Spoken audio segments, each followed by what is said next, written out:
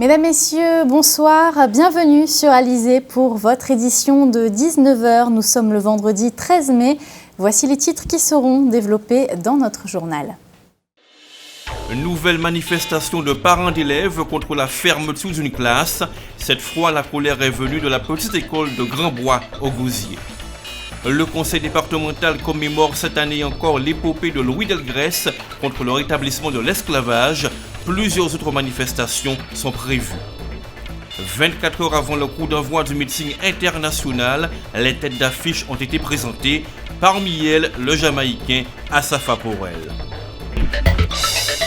Le journal Aurélie Ronze.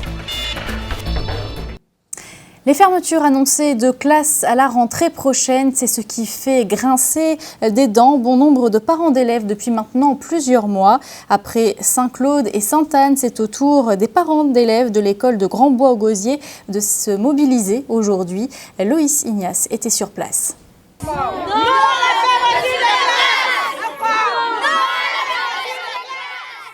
Trop, c'est trop pour les parents d'élèves de l'école élémentaire Turenne-Thénard du Gosier. Après avoir connu une première suppression de classe l'année dernière, ils ont appris une deuxième fermeture pour la rentrée prochaine. Les parents ont décidé de bloquer l'entrée de l'établissement pour être entendus par le rectorat. Nous disons non à la fermeture de classe parce que nous allons nous retrouver. Nous avons déjà un effectif de 24 d'élèves dans les classes. Il faut savoir qu'à Grand-Bois, nous avons une classe spécifique qu'on appelle Ulysse, dont 12 enfants qui sont intégrés dans les classes que nous avons.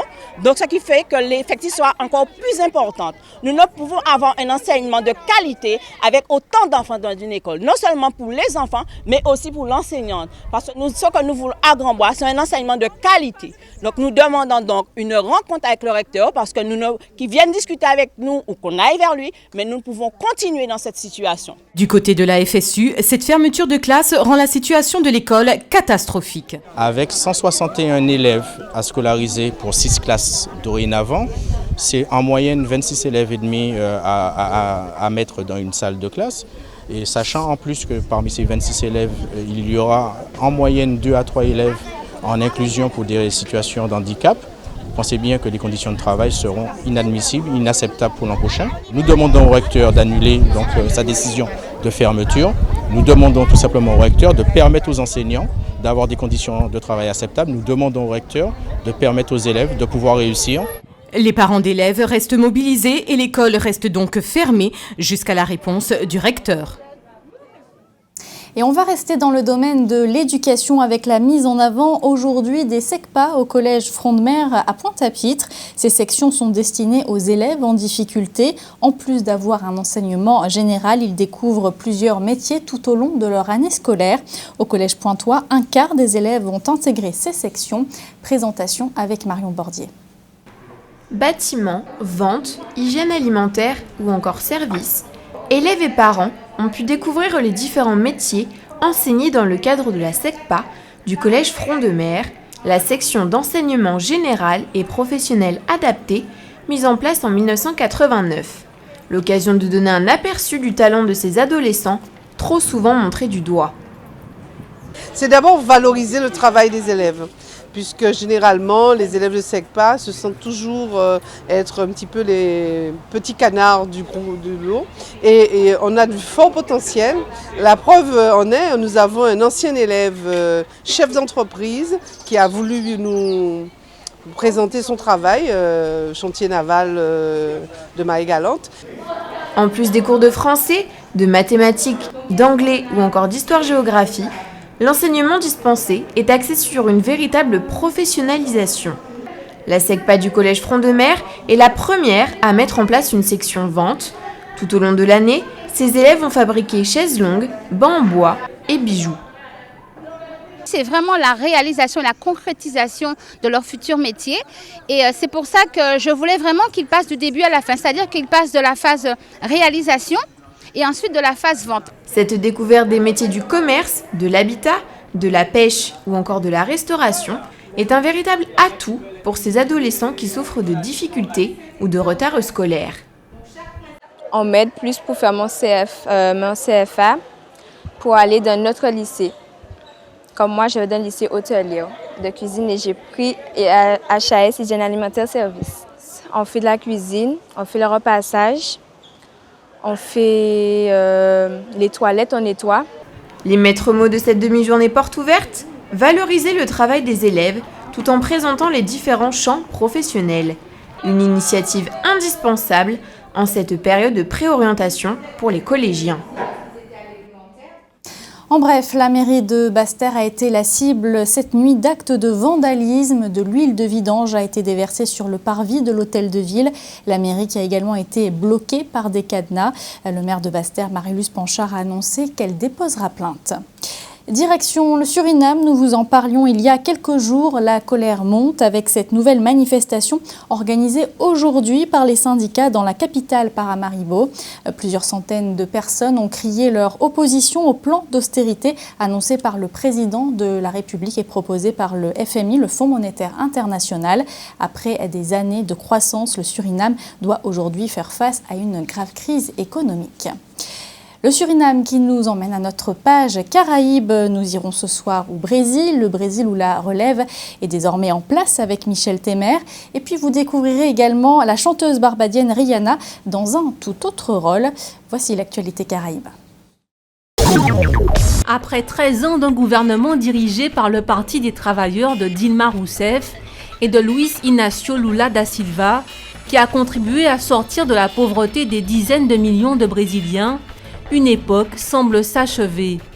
À peine Dilma Rousseff s'était-elle éclipsée que la relève était en place. Michel Temer, 75 ans, le nouveau chef d'État, président du Parti du Mouvement démocratique brésilien, prenait possession du palais présidentiel à Brasilia. Pour son premier discours, l'austère Michel Temer a annoncé des coupes budgétaires à venir pour restaurer la crédibilité du pays et tranquilliser les marchés. Mais le politologue brésilien César Benjamin a un tout autre discours. Pour lui, le coup d'État en cours n'est pas l'éloignement de Dilma Rousseff, mais la formation d'un gouvernement dont le programme aurait été difficilement accepté par le peuple brésilien par la voie des urnes. César Benjamin pense que le Brésil est à la veille d'un grave recul social et civilisationnel. Évoquant des conséquences à plus long terme, M. Benjamin regrette la fin ou pour le moins l'interruption du rêve de la nation Brésil sur l'échiquier mondial. Au cours de ces 10 dernières années dans le monde entier, des centaines d'hôtels luxueux ont décliné une offre en spa répondant aux attentes les plus exigeantes d'une clientèle haut de gamme. Dans ce large éventail, le groupe CNN a trié sur le volet les 10 meilleurs nouveaux spas du monde sur la base des services, des soins, des équipements et de l'atmosphère dégagée. Parmi ceux-ci, le Thai House d'Anguilla a remporté les lauriers d'or. Pour le groupe CNN, le Thai House n'est pas qu'un toit de chaume qui héberge un spa sur une île, c'est un véritable centre de bien-être sur les rives de Shoal Bay qui abrite un hammam, un jardin de méditation, un pont de boue, un studio de yoga, des douches d'hydrothérapie et une piscine de vitalité mise à la température corporelle des clients, sans parler de son bar à jus frais. Summum de pureté, les traitements sont inspirés des rituels de bien-être du peuple taïno et utilisent les avantages de guérison des herbes locales, des fleurs, de la boue et le sel de mer. Par exemple, le Sun Ritual utilise le sel, la papaye et la noix de macadamia pour exfolier la peau, suivi d'un traitement à l'huile infusée avec des fleurs de frangipanier et de jasmin local. Un rêve devenu réalité. Rihanna, la star barbadienne, a décidé de payer la scolarité d'étudiants défavorisés dans 6 pays de la région Caraïbe, que sont la Jamaïque, la Barbade, Haïti, la Grenade, le Brésil et le Guyana, via sa fondation Clara Lionel, du nom de sa défunte grand-mère morte d'un cancer. Son programme de bourse scolaire est destiné aux étudiants qui veulent aller à l'université aux États-Unis. Pour bénéficier de cette bourse, il leur suffit de s'inscrire sur le site internet dédié et de remplir 4 conditions, dont être citoyen ou né dans un des 6 pays caribéens, avoir le droit de venir faire ses études aux États-Unis et avoir été accepté dans une université pour un cursus de 4 ans. L'élève sélectionné recevra une bourse d'un montant s'élevant entre 5 000 et 50 000 $, renouvelable 3 fois. Un bon coup de pouce pour bien débuter dans la vie. Merci Riri. Retour en Guadeloupe, apprendre à se connaître pour grandir ensemble, c'est le thème de la 7e édition de Faux en famille, une manifestation à l'occasion de la commémoration de l'épopée de Louis Delgrès contre le rétablissement de l'esclavage. Au programme durant 4 jours, un volet sportif mais aussi un volet culturel avec plusieurs animations notamment au Fort Delgrès. Les détails tout de suite avec Anne-Elisabeth Artsen. De notre histoire et puis les obligations de mémoire que nous avons. Apprendre à se connaître pour mieux vivre ensemble, c'est le leitmotiv de la 7e édition de Faux en famille. Il s'agit de permettre aux Guadeloupéens de se réapproprier ces monuments historiques exceptionnels que représentent les forts, tout en commémorant l'abolition de l'esclavage. Mais c'est un thème en fait qui est le fil conducteur de toute la manifestation, puisque à travers ce thème, on va faire ressortir les liens intergénérationnels, puisque la Fort en famille, c'est une manifestation familiale. Les petits, les grands pourront venir assister aux animations et aux spectacles qui sont prévus au Fort Delgrès. Mais aussi, nous avons le 27 mai accueillir le spectacle de Percujam, qui sont des adultes autistes qui vont se produire en concert avec des artistes de Guadeloupe. Donc l'idée, c'est apprendre à se connaître pour grandir ensemble, c'est tout à fait l'idée, c'est-à-dire se rassembler autour d'un lieu et autour d'un événement commémoratif et mémoriel et apprendre à se connaître. Autre temps fort de cette manifestation, le spectacle chorégraphique Gospel sur la colline, une création originale associant danse et musique sur fond de lutte pour la liberté de la communauté noire dans laquelle joue Firmin Richard. L'histoire se situe dans les années 1954, où sévissait encore aux États-Unis, en Louisiane notamment, la ségrégation, la discrimination. Donc c'est vraiment le spectacle approprié pour commémorer cette abolition. Et ça a été une vraie famille tout de suite. Quand vous verrez les choristes bientôt, vous verrez, ils sont contents d'être là et nous sommes tout le temps à tchatcher, effectivement, parce que bon, on ne se quitte pas, quoi. Ce sont des gens qui chantent tellement bien que moi, à côté, de toute façon, on ne me demandait pas de chanter. J'étais celle qui ne devait pas chanter, mais qui quand même voulait, j'ai l'air de dire, je dis, moi, tu ne chantes pas. Et donc, vous verrez, quand vous verrez le spectacle, vous verrez un peu comment je suis traitée dedans, au niveau du chant. Mais j'étais ravie, vraiment, c'est bien de faire partie de cette aventure. Hormis celle organisée par le conseil départemental, d'autres manifestations auront lieu tout au long du mois de mai dans le cadre de l'abolition de l'esclavage. La ville du Gosier prévoit des projections de films, des expositions et des animations autour du tambour. Le CIPN, quant à lui, organisera une marche à 6 traces à combattants à mai 1802 et un hommage à Delgrès le 28 mai. La date officielle de la commémoration de l'abolition de l'esclavage en Guadeloupe est le 27 mai. Mais le mois des commémorations. Ouvrons à présent notre page des sports J-1 avant le coup d'envoi du meeting international d'athlétisme. Cette 12e édition qui se déroulera au stade de Bemao est parrainée cette année par l'athlète américain Tommy Smith. Un meeting qui réunira également plusieurs grands noms du monde de l'athlétisme comme le Jamaïcain Asafa Powell. Une présentation d'ailleurs avait lieu ce matin à Loïs Ignace. La Guadeloupe attendait Willem Bellocian, mais le sort en a décidé autrement. Si le champion du 110 mètres S sera absent pour cause de blessure, le plateau offert pour la 12e édition du meeting international d'athlétisme de la Grande Caraïbe région Guadeloupe promet une belle brochette d'athlètes de haut niveau. Bon nombre d'entre eux ont battu des records et inscrit leur nom au palmarès des éditions précédentes. Parmi les têtes d'affiche, le Jamaïcain Asafa Powell, détenteur du record du monde du 100 mètres et 4e homme le plus rapide de l'histoire de la distance. Il y aura aussi le show Mérite sur 400 mètres. Ça fait longtemps que j'ai couru à cette vitesse sur 400 mètres. Mais je pense que je suis en forme cette année. Je me sens bien, la saison olympique s'est bien passée. Je vais tout faire pour être performant lors de ce meeting. Si Powell, Mérite et les autres stars du meeting s'aligneront en soirée, l'après-midi sera réservé aux athlètes régionaux tout aussi valeureux. Dans cette partie régionale, effectivement, nous aurons des athlètes de la Martinique, de la Guyane et aussi de Sainte-Lucie qui ont fait le déplacement, puisque maintenant le meeting devient un petit peu beaucoup plus interrégional. Donc ça va commencer aux environs de 15h30 et à 17h30, c'est-à-dire 2 heures de meeting interrégional. Le meeting international a toujours donné lieu à des performances de haut niveau. Souhaitons que cette fois encore, les records seront au rendez-vous. Et vous l'avez vu, donc de grandes pointures seront présentes demain sur la piste du stade de Bemao. Il y aura également la Française Marie Gaillot, Michael Thomas, recordman de Trinidad et Tobago, ou encore l'Américaine Queen Harrison. Johan Charpentier-Titi les a justement rencontrés pendant leur entraînement cet après-midi à la Plaine Grand Camp aux Abîmes. Derniers instants d'entraînement pour les athlètes avant le grand rendez-vous du meeting international de Bemao.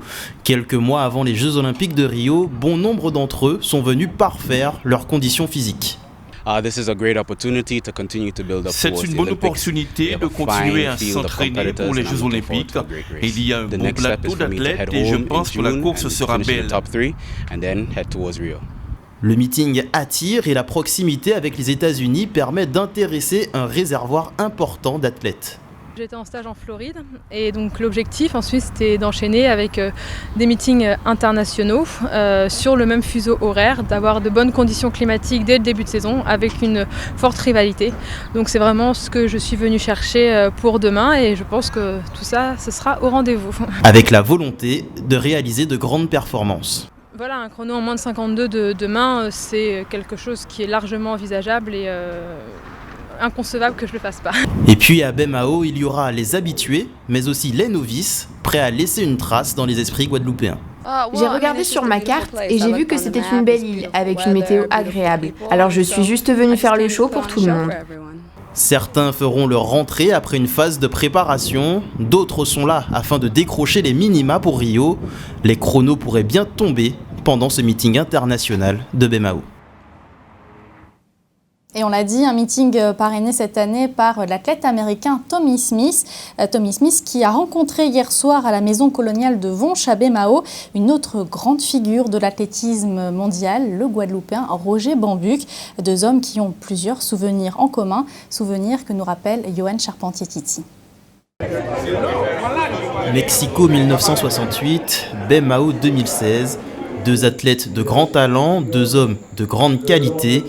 Une histoire qui restera à jamais dans les mémoires, celle de Tommy Smith, champion olympique du 200 mètres, brandissant son poing ganté en signe de protestation contre le sort réservé aux Afro-Américains.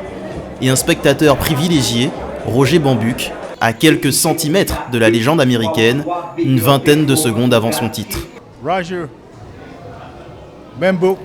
Roger Bambuc est un bon ami, je l'ai rencontré il y a longtemps. J'ai couru contre lui à Mexico, il était à la ligne 2 et moi à la 3. Roger effectuait de très bons départs, cependant l'athlétisme est une chose, mais l'amour de la vie et prendre soin de tous, c'est ça, Roger Bambuc. Et qui de mieux qu'Antoine Chérubin, célèbre entraîneur guadeloupéen, pour décrire ce qu'a pu apporter Roger Bambuc à l'athlétisme français. L'hommage est vibrant, la foule conquise. Monsieur Roger Bambuc, le seul athlète français jusqu'à présent à avoir été triple finaliste olympique 100, 200, 4x100 avec médaille de bronze à l'appui. Monsieur Roger Bambuc mérite tout notre respect. Et quand on fait le total, il a devancé Tommy Smith. Tommy n'a fait que le 200. Cinquième de la finale du 200 mètres des Jeux Olympiques de 1968, Roger Bambuc n'a pas vu ce fameux point levé sur le podium. Obligé de rentrer se reposer avant de disputer le lendemain la finale du 4x100 mètres dont il finira médaillé de bronze avec le relais français. Je n'ai rien vu de la cérémonie du podium. J'ai vu ça après à la télévision qui était dans le village et j'ai eu des échos par les athlètes et les journalistes qui m'ont raconté ce qui s'était passé.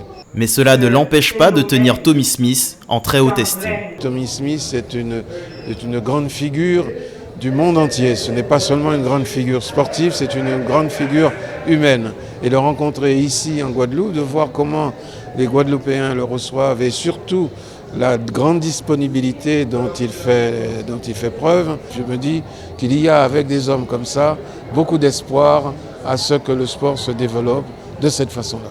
You are in for Tommy Smith, mesdames, l'applaudissement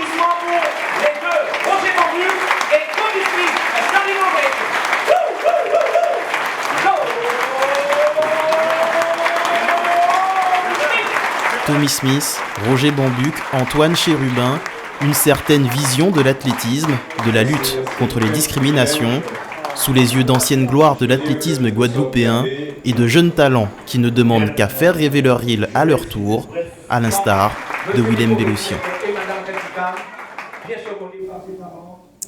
Après l'athlétisme, le football, on connaît les affiches des demi-finales de la Coupe de Guadeloupe. Dernier club à avoir décroché son ticket hier soir, l'USR. L'US Sainte-Rose qui a écrasé l'ASR 5-1. L'USR qui, on le rappelle, est championne de DH et ce, une journée avant la fin du championnat, puisque demain ce sera la 26e et dernière journée de DH. C'était un jour particulier aujourd'hui, vous avez peut-être eu de la chance ou au contraire de la poisse comme on dit. Normal, nous sommes le vendredi 13, c'est d'ailleurs le seul vendredi 13 de l'année 2016. Il a notamment comme effet d'augmenter, on va le dire, de façon spectaculaire les paris sur les jeux de hasard, en particulier pour le loto. Vérification ce matin à Pointe-à-Pitre avec Muriel Barlagne. Certains sont venus tenter leur chance dès 5h30 avant d'aller au travail. Une bonne stratégie pour éviter de faire la queue, car le vendredi 13 est toujours un jour d'affluence dans les points de vente de la Française des Jeux. Alors ça, on ne peut pas en jouer dessus. Hein. Il y a beaucoup plus de monde que d'habitude. Des fois, la queue arrive même au niveau des voitures qui sont stationnées. Jeu de grattage, jeu de tirage, ici c'est l'euro-million qui est le plus demandé. Pourtant, il y a le Super Loto qui fête aussi ses 40 ans. À la clé, 15 millions d'euros.